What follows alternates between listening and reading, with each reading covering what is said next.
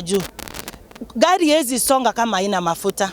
Vitu haziwezi toka Mombasa kwa port of entry zikuje mpaka hapa Kisii kama hazitatumia mafuta. Inashangaa vile watu wanaishi. Mnauliza siku hizi mental health is real. Taxes zinafanya watu wanakuwa wagonjwa. Tuko na solution ya hizi maneno zote. Kwanza, shamba ambayo sisi Kenya tuna utilize ni ngapi?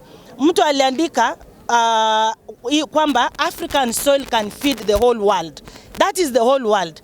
Kenya, it's like quarter of the land ndio iko utilized. Yet if we utilized our land well, hatutakuwa na hizi mambo eti fuel inaenda juu, kila kitu kinaenda juu, hakuna chakula. Kwanza hata tungefurahia Ministry of Agriculture waseme what do we do with the idle land that we have.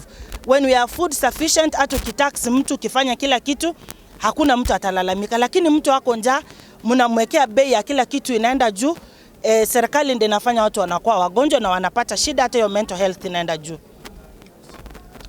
Tulikuwa na ile bill ya finance wakasema ni kujenga nyumba.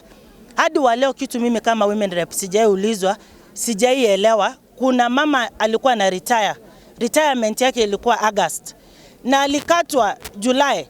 Sasa sijui mama atapata nyumba siku gani na amekatwa pesa ya mwezi moja. Serikali mngetuambia tu mara moja tunatafuta pesa.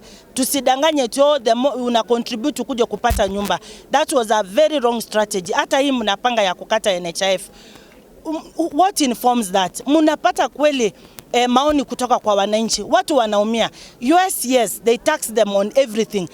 But they are taxed because wanapata pesa mzuri. Sasa hapa Kenya mtu anapata salary ya 8,000 anakuwa taxed vitu juu huwezi sema hiyo mshahara tukuji. Tax iko kwa pesa ile unatuma kwa simu, tax iko kwa ile pesa unapeana kwa bank, tax iko kwa chumvi, kiberiti, kila kitu. Sasa mnadanganya we don't tax, hao watu wanapata pesa kidogo, kila kitu iko tax. Nadhani kitu peke yake watu hatutaxiwa hapa Kenya ni hewa tuna breathe.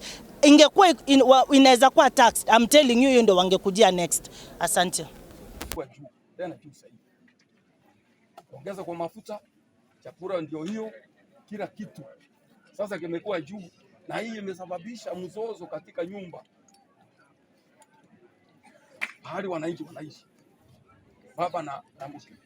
Wanasosania kwa sababu hakuna chakula ya kutosha, hakuna kazi, labda mtu anaweza kupata pesa bahali.